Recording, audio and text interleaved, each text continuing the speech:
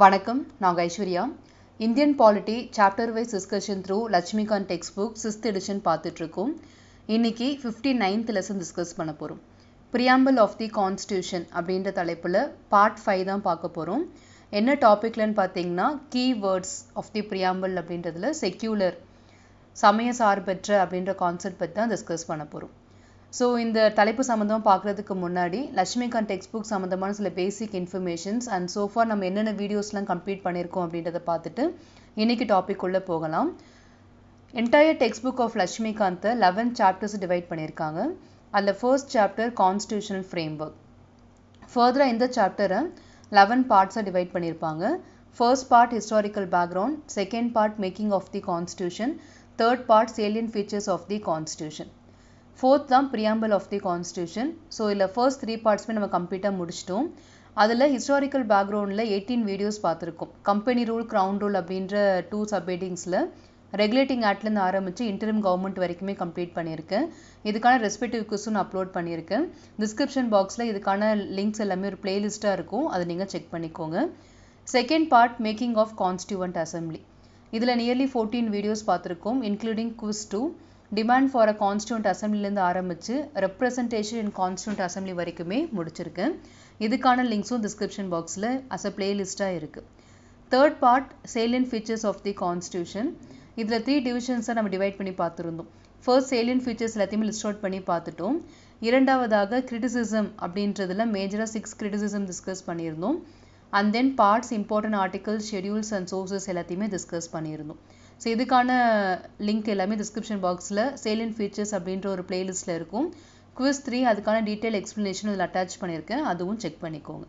So இப்போ நம்ம பார்க்க போகிறது ப்ரியாம்பிள் ஆஃப் தி கான்ஸ்டியூஷன். இதில் நியர்லி 14 வீடியோஸ் நம்ம பார்க்க போகிறோம். 12 கான்செப்ட் வைஸும் ஒரு குவிஸ், அதுக்கான டீட்டெயில் எக்ஸ்ப்ளனேஷனும் பார்க்க போகிறோம். சோஃபார் பார்த்தீங்கன்னா text of the preamble, ingredients of the preamble, கீவேர்ட்ஸில் சாவரின், சோஷியலிஸ்ட் கவர் பண்ணியாச்சு. இப்போது செக்யூலர் பார்க்க போகிறோம். இதுக்கப்புறமா democratic, republic, justice, liberty, equality, fraternity, இந்த கீவேர்ட்ஸ் எல்லாமே பார்த்ததுக்கப்புறமா significance of the preamble, preamble as part of constitution, amenability of the preamble. So இந்த 3 ஹெட்டிங்ஸ் பார்த்துட்டோன்னா நமக்கு ப்ரியாம்பிள் அப்படின்னு டாபிக் கம்ப்ளீட் ஆயிரும். ஸோ ப்ரியாம்பிளான கீவேர்ட்ஸ் பர்டிகுலராக செக்யூலர் பற்றி இப்போ நம்ம ஸ்டார்ட் பண்ணலாம். செக்யூலர் அப்படின்னா சமய சார்பற்ற அப்படின்றது அதுக்கான தமிழாக்கம். The term secular too was added by the 42nd Constitution Amendment Act of 1976 அப்படின்னு சொல்லியிருக்காங்க. ஸோ 1976ல் ப்ரியாம்பிளில் 3 வார்த்தைகள் சேர்க்கப்பட்டிருக்கும் அப்படின்னு பார்த்துருக்கோம்.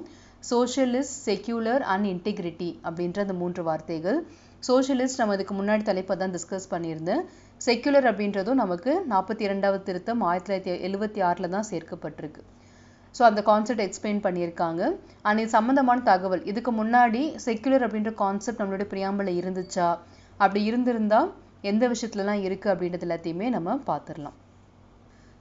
செகண்ட் நம்ம பார்க்க போகிறது however, as the Supreme Court said in 1974, although the word secular state were not expressly mentioned in the Constitution, there can be no doubt that Constitution makers wanted to establish such a state, and accordingly article 25 to 28 have been included in the constitution அப்படின்னு சொல்லியிருக்காங்க.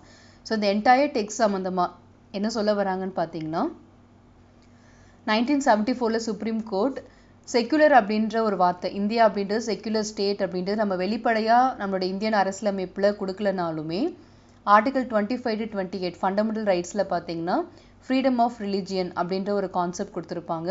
அந்த 4 article மூலியமாகவே நம்ம secular state அப்படின்றது தான் மறைமுகமாக சொல்ல வந்திருக்காங்க.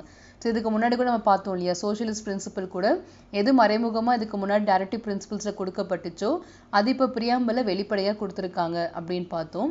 அதே மாதிரி தான் செக்யூலர் அப்படின்ற கான்செப்ட் 1976க்கு முன்னாடியே நம்மளோட இந்திய அரசியலமைப்பில் மறைமுகமாக கொடுக்கப்பட்டிருக்கு. எங்கன்னு பார்த்தீங்கன்னா அடிப்படை உரிமை ஆர்டிகல் 25 to 28ல் கொடுத்துருக்காங்க. இப்போ அதை நம்ம வெளிப்படையாக கொண்டு வந்தாச்சு அப்படின்னு சொல்லியிருக்காங்க. ஸோ 1974ல் சுப்ரீம் கோர்ட் சொன்ன ஜட்ஜ்மெண்ட் இது. அண்ட் அதுக்கப்புறமா பார்த்தீங்கன்னா 1976ல் செக்யூலர் அப்படின்ற வார்த்தையை நம்ம ஆட் பண்ணியிருக்கோம். ஸோ 1976க்கு அப்புறம் தான் இந்தியா ஒரு செக்யூலர் ஸ்டேட்டாக, அதுக்கு முன்னாடி நம்ம ரிலீஜியஸ் ஸ்டேட்டாக இருந்தோமா அப்படின்னு கேட்டால் நிச்சயமாக இல்லை. அதுக்கு முன்னாடியுமே நம்ம செக்யூலர் ஸ்டேட் தான். ஆனால் மறைமுகமாக அதை சொல்லியிருந்தாங்க. 1976க்கு அப்புறமா அதை அதிகாரப்பூர்வமாக டிக்ளேர் பண்ணிட்டாங்க. ஆர்டிகல் 25, 28 தான் அதுக்கான எக்ஸாம்பிள் ப்ரூஃப் நமக்கு அதில் தான் இருக்குது. ஏன்னா யாராக இருந்தாலும் இந்திய குடிமகன் யாராக இருந்தாலும் அவங்களுக்கு விருப்பப்படக்கூடிய மதங்களை அவங்க ஃபாலோ பண்ணிக்கலாம், அதை அவங்க ப்ரொமோட் பண்ணலாம், ப்ரொபகேட் பண்ணலாம் அப்படின்றது எல்லாத்தையுமே நம்ம பார்த்துருக்கோம். ஸோ இதுதான் best example. So 1974 supreme court என்ன ஜட்ஜ்மெண்ட் கொடுத்தாங்க அப்படின்றதுக்கான விளக்கம். லாஸ்ட்டாக என்ன சொல்ல வந்திருக்காங்கன்னா, Indian constitution embodies the positive concept of secularism, that is all religions in our country irrespective of their strength have the same status and support from the state அப்படின்னு சொல்லியிருக்காங்க. ஸோ இது என்ன கான்செப்ட்னா, செக்குலரிசம் அப்படின்னா சமயம் சார்பற்ற எந்த ஒரு மதத்தையுமே நாங்கள் அடாப்ட் பண்ணிக்கல, மதம் சார்ந்த எங்கள் நாடு இல்லை அப்படின்றது தான் தெரிவிக்கிறாங்க. ஆனால் அதில் 2 விதமான கான்செப்ட் இருக்குது. ஒன்று பாசிட்டிவ், இன்னொன்று நெகட்டிவ். பாசிட்டிவ் பொறுத்த வரைக்கும் இந்தியாவில் இருக்கக்கூடிய இல்லைன்னா அந்த நாட்டில் இருக்கக்கூடிய எல்லா மதத்துக்குமே அவங்களுடைய ஸ்டேட்டஸ், அவங்களுடைய ஸ்ட்ரென்த் இது எதையுமே மனசில் வச்சுக்காம எல்லா மதத்துக்குமே ஈக்குவல் அங்கீகாரம், ஈக்குவல் ரெஸ்பெக்ட் கொடுத்தாங்கன்னா அது பாசிட்டிவ் கான்செப்ட். நெகட்டிவ் பொறுத்த வரைக்கும் என்னென்னா, அந்த நாடு மதத்துக்கே எதிராக இருக்கும். ஏத்திஸ்ட் கண்ட்ரி அப்படின்னு சொல்லுவாங்க. மதம் அப்படின்னு ஒரு விஷயம் இல்லவே இல்லை, எங்கள் நாட்டில் நாங்கள் மதத்துக்கு முழுமையான எதிர்ப்பு தெரிவிக்கிறோம் அப்படின்ற மாதிரியான கண்டிஷன்ஸ் இருந்துச்சுன்னா அது நெகட்டிவ் கான்செப்ட். இன்னொரு நாடு என்னென்னா மதம் சார்ந்த நாடு, எங்கள் நாடு இந்த மதத்தை தான் ஃபாலோ பண்ணுது. Like Pakistan is a best example. Muslim country அப்படின்ற ஒரு ஐடென்டிஃபிகேஷனோட அவங்க இருக்காங்க. ஸோ இந்தியா பொறுத்த வரைக்கும் பன்முக மதங்கள் இந்தியாவில் இருக்கிறதுனால நம்ம பாசிட்டிவ் கான்செப்ட் தான் அடாப்ட் பண்ணியிருக்கோம். இந்தியாவில் யாராக இருந்தாலும் ஒரு மதத்தை 1 கோடி நபர்கள் ஃபாலோ பண்ணாலும் சரி, இல்லை ஒருத்தர் ஃபாலோ பண்ணாலும் சரி, 2 நபர்களுக்குமே 2 மதத்துக்குமே ஈக்குவல் ரெஸ்பெக்ட் அண்ட் அங்கீகாரம் இந்தியாவில் கொடுக்கப்படும்.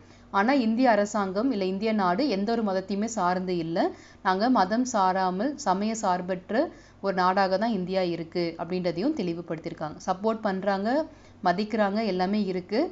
ஆனால் எந்த ஒரு ஐடென்டிஃபிகேஷன் இந்தியாவுக்கு மதம் சார்ந்து இல்லை. ரெண்டுமே நம்ம கிளியராக புரிஞ்சுக்கணும். So Indian constitution embodies the positive concept, irrespective of their strength, all the religion in our country will have same status and support from the state அப்படின்னு சொல்லியிருக்காங்க. ஸோ இவ்வளோ தான் செக்குலர் சம்மந்தமாக நம்மளுடைய பிரியாம்பிளில் கொடுத்த இன்ஃபர்மேஷன். ஜஸ்ட் இப்போ பாயிண்ட்ஸ் டு ரிமெம்பரில் பார்த்த points எல்லாத்தையுமே ரீகலெக்ட் பண்ணிக்கலாம். ஃபர்ஸ்ட் அவங்க என்ன சொல்லியிருந்தாங்கன்னா, செக்குலர் அப்படின்ற வார்த்தை 42nd அமெண்ட்மெண்ட் 1976 மூலியமாக தான் பிரியாம்பிளை இன்க்ளூட் பண்ணப்பட்டுச்சு அப்படின்றது தான் ஃபர்ஸ்ட் ஸ்டேட்மெண்ட்.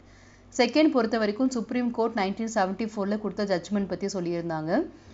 ஈவன் தோ நமக்கு பிரியாம்பிளில் கொடுக்கறதுக்கு முன்னாடியே பார்த்தீங்கன்னா இந்திய அரசியலமைப்பில் நம்மளோட செக்குலர் அப்படின்ற கான்செப்ட் கொடுக்கப்பட்டிருக்கு. ஃபண்டமெண்டல் ரைட்ஸ் பார்ட் 3ல் பார்த்தீங்கன்னா ஆர்டிகல் 25 to 28 கிளியராக அதை பற்றி மென்ஷன் பண்ணியிருக்காங்க. ஸோ எந்த ஒரு கான்செப்ட் இதுக்கு முன்னாடி மறைமுகமாக கொடுக்கப்பட்டிருச்சோ இந்திய அரசியலமைப்பில், இப்போ 1976க்கு அப்புறமா அது வெளிப்படைத்தன்மையாக மாறிடுச்சு அப்படின்றத தெளிவாக சொல்லியிருந்தாங்க. மூணாவது நம்ம பார்த்தது என்ன மாதிரியான ஒரு செக்குலரிசம் நம்ம ஃபாலோ பண்ணுறோம். பாசிட்டிவ் கான்செப்ட் தான் ஃபாலோ பண்ணுறோம். என்ன அர்த்தம் அப்படின்னா, இந்தியாவில் பொறுத்த வரைக்கும் எல்லா மதத்துக்குமே சமமான அங்கீகாரம் கொடுக்கப்படும், அவங்களுடைய ஸ்ட்ரென்த் அண்ட் ஸ்டேட்டஸை பொறுத்து எந்த விதமான பாகுபாடும் காட்ட மாட்டாங்க அப்படின்ற மாதிரியான ஒரு பாசிட்டிவ் கான்செப்ட் தான் ஃபாலோ பண்ணிகிட்ருக்கோம் அப்படின்றதையும் தெளிவாக சொல்லிட்டாங்க. ஸோ செக்யூலர் சமய சார்பற்ற அப்படின்ற கான்செப்ட் சம்மந்தமான நோட்ஸ் இவ்வளோ தான். ஸோ அடுத்த தலைப்பு என்னென்னு பார்த்தீங்கன்னா டெமோக்ரெட்டிக் அப்படின்னு சொல்லக்கூடிய ஜனநாயகம் அப்படின்னு சொல்லக்கூடிய தலைப்பு தான் பார்க்க போகிறோம். இந்த தலைப்பு ரொம்ப டீட்டெயிலாக இருக்கும். நியர்லி நான் நினைக்கிறேன் ஒரு 30 மினிட்ஸாவது இந்த வீடியோ போயிடும்னு நினைக்கிறேன். கண்டென்ட் ரொம்ப ஹியூஜாக இருக்குது.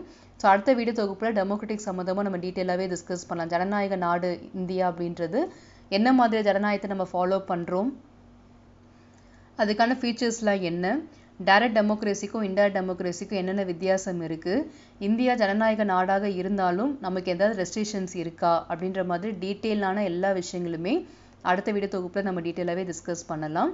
இந்த வீடியோ சம்மந்தமாக ஏதாவது சந்தேகம் இருந்துச்சுன்னா கமெண்ட்டில் தெரிவிங்க, நிச்சயமாக நான் கிளாரிஃபை பண்ணுறேன். உங்களுடைய லட்சியங்கள் வெற்றியடைய வாழ்த்துக்கள்.